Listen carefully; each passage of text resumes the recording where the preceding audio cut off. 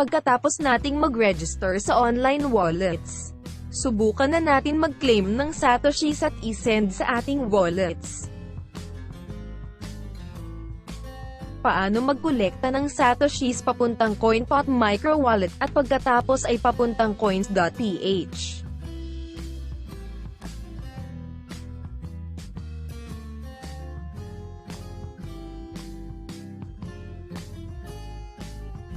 Ang coins na makukuha natin mula sa Coinpot faucets ay mapupunta sa Coinpot micro wallet. Ang coins na maiipon sa Coinpot micro wallet ay i-withdraw naman natin sa Coins.ph wallet.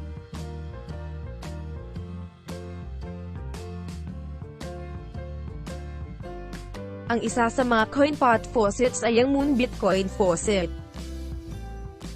Dito natin susubukang mag-claim ng Satoshi.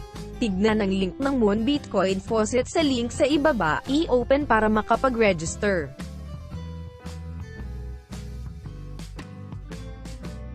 Kapag nakapag-register na sa Moon Bitcoin faucet, ay simulan na nating mag-claim ng Satoshi. Mag-login sa Coinpot micro wallet. Tignan ang link ng Coinpot mula sa description sa ibaba.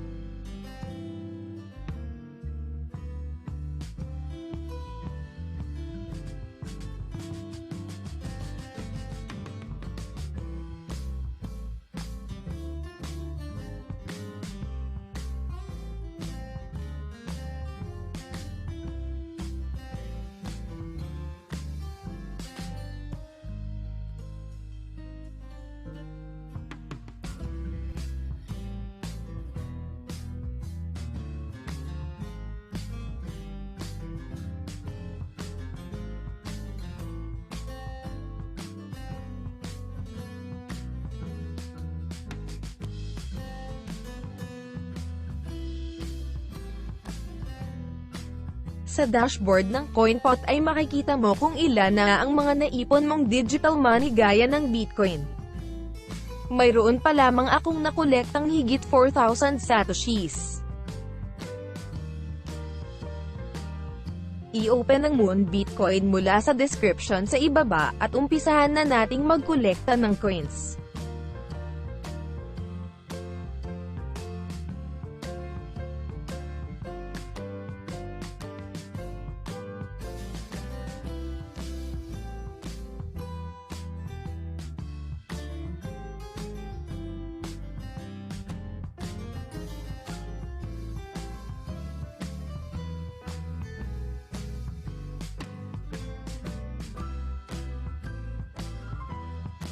Sa example na ito ay nakakolekta tayo ng 2 Satoshis kaya ang dating 4771 Satoshis ay 4773 na ngayon.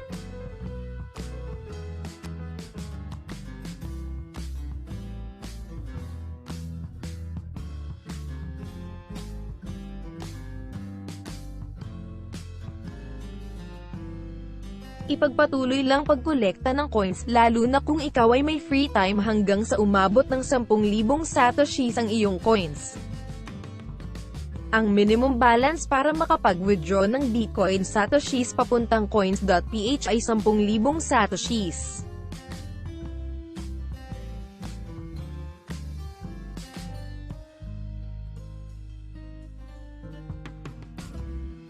Subukan na natin ngayong mag-withdraw ng nakolekta nating coins papuntang Coins.ph. Mag-login sa Coinpot micro wallet at mag-login din sa Coins.ph wallet.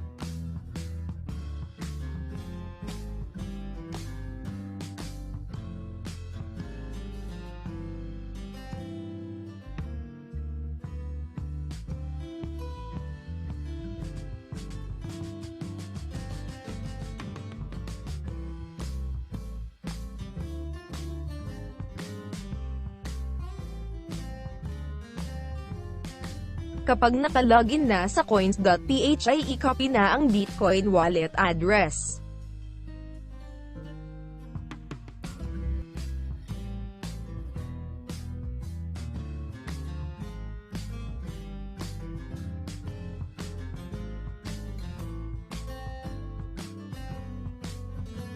Kapag nakopy na ang Bitcoin wallet address mula sa Coins.ph, ay ilagay ito sa withdrawal Bitcoin address sa iyong Coinpot account.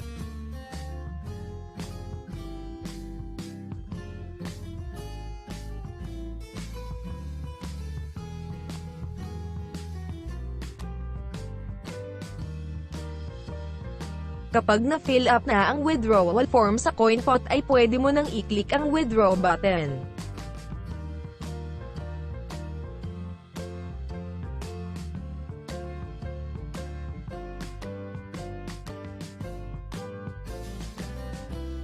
Pagkatapos ay i-open ang iyong Gmail account para sa confirmation link.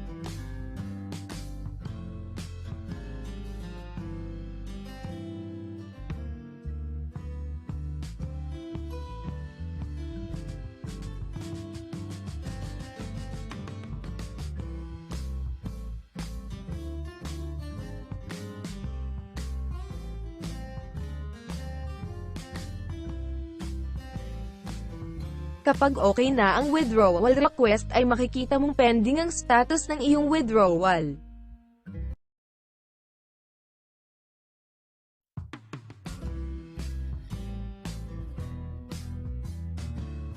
Ang iyong coins ay makakarating sa Coins.ph pagkaraan ng 48 hours.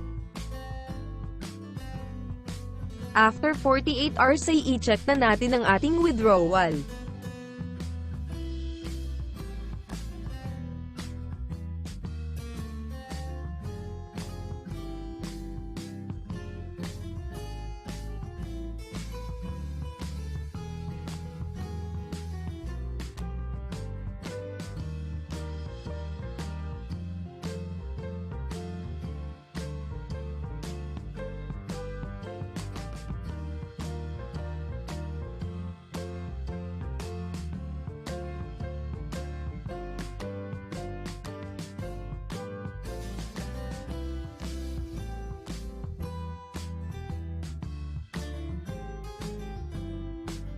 Ang dating pending status ay completed na ngayon. At kung titignan sa Coins.ph ay na-receive na ang coins mula sa Coinpot micro wallet.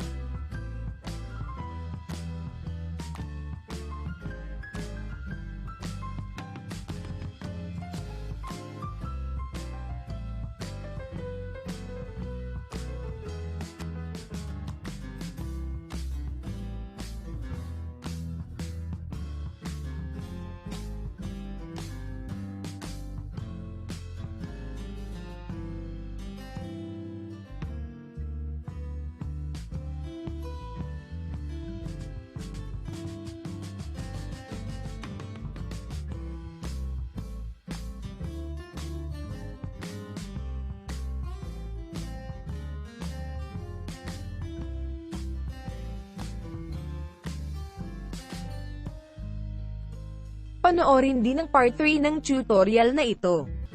Salamat sa panonood. Don't forget to like, share and subscribe.